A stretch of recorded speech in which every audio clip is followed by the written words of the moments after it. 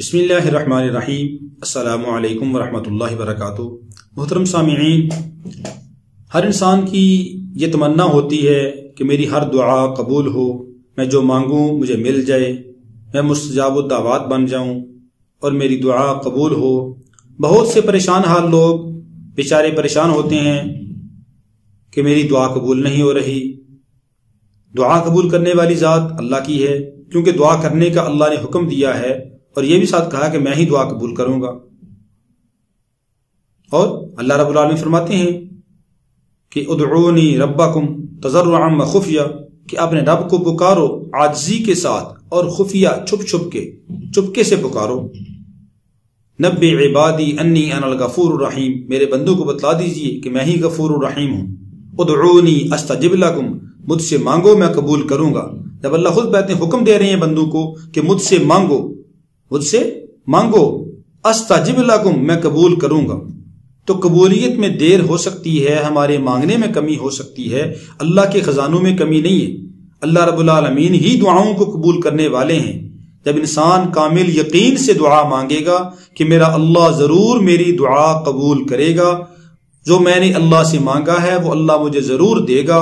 جب آدمی یقین کے ساتھ مانگے گا اور گناہوں سے احتراز کرے گا، نمازوں کا اہتمام کرے گا، فرائض کا اہتمام کرے گا، اللہ رب العالمین ضرور اس آدمی کی دعا کو قبول فرمائیں گے اور جو مانگے گا انشاءاللہ مل جائے گا۔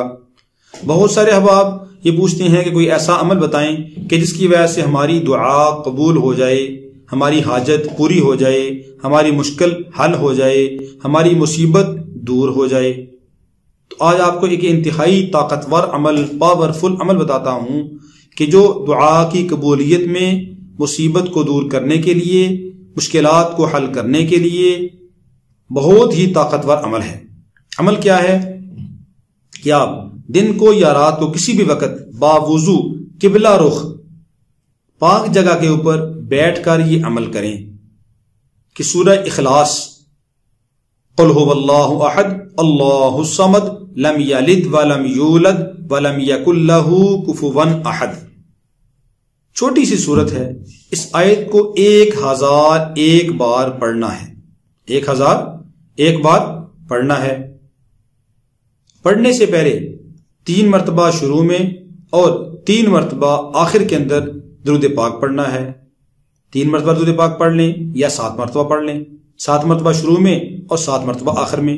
درمیان میں 101 بار سورہ اخلاص پڑھنی ہے۔ جب پہلی دفعہ پڑھنی ہے تو اعوذ باللہ من الشیطان الرجیم بسم اللہ الرحمن الرحیم پڑھنا ہے، اور اس کے بعد بسم اللہ الرحمن الرحیم یا اعوذ باللہ یہ پڑھنے کی ضرورت نہیں ہے۔ ایک ہی مجلس کے اندر بیٹھ کر 1001 بار آپ یہ سورہ اخلاص پڑھیں، اول و آخر 3 دفعہ یا 7 دفعہ درود پاک پڑھ لیں، اور پھر اس کے بعد اپنے مقصد کے لیے اللہ سے دعا کریں۔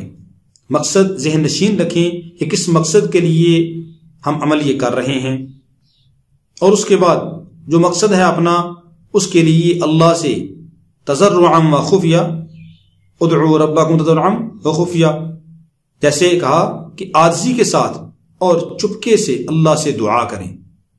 دعا کرنے کے آداب میں سے یہ ہوتا ہے کہ آدمی سب سے پہلے اللہ کی تعریف میں کلمات کہے، اور اس کے بعد یعنی الحمدللہ رب العالمین، الحمدللہ الذی لا یکشف الشدائد الا هو، الحمدللہ الذی خلق السماوات والارض، اللهم لك الحمد كما انت اہل، وصلی علی محمد كما انت اہل، وافعل بنا كما انت اہل التقوى، وافعل بنا كما انت اہل فانك انت اہل التقوى واہل المغفرہ۔ تو اس طرح کی کلمات، لا الہ الا اللہ وحدہ لا شریک لہ احد صمد لم یلد ولم یولد ولم یکن لہ کفوا احد، لا الہ الا اللہ الحلیم الکریم، سبحان اللہ رب العرش العظیم، الحمد للہ رب العالمین، اسألک موجبات رحمتک وعزائم مغفرتک والغنیمت من کل بر والسلامت من کل اسم لا تدع لی ذنبا الا غفرتہ، یعنی اللہ کی تعریف میں کچھ کلمات آدمی کہہ لے، اور اس کے بعد درود پاک پڑھے، اور اس کے بعد اپنی حاجت کے لیے دعا کرے۔ بہتر ہے کہ آدمی حاجت کی دعا کرنے سے پہلے اپنے گناہوں کی اللہ سے پہلے معافی مانگے، اور گناہوں سے احتراز کرنا بھی ضروری ہے، گناہوں کی اپنے معافی مانگے اور اس کے بعد اپنے مقصد کے لیے اللہ سے دعا کرے۔ انشاءاللہ العزیز آپ یہ عمل کریں ایک دفعہ کر لیں، ورنہ کچھ دن کے بعد دوبارہ کر لیں، کچھ دن کے بعد 12 کر لیں، 2-3 دفعہ آپ یہ لگاتار عمل کریں، انشاءاللہ العزیز آپ کی دعا ضرور قبول ہوگی، آپ کے مقصد کی ضرور تکمیل ہوگی، جو اللہ سے مانگیں گے وہ اللہ آپ کو دے گا۔ اللہ رب العالمین ہم سب کو حامی و ناصر ہو۔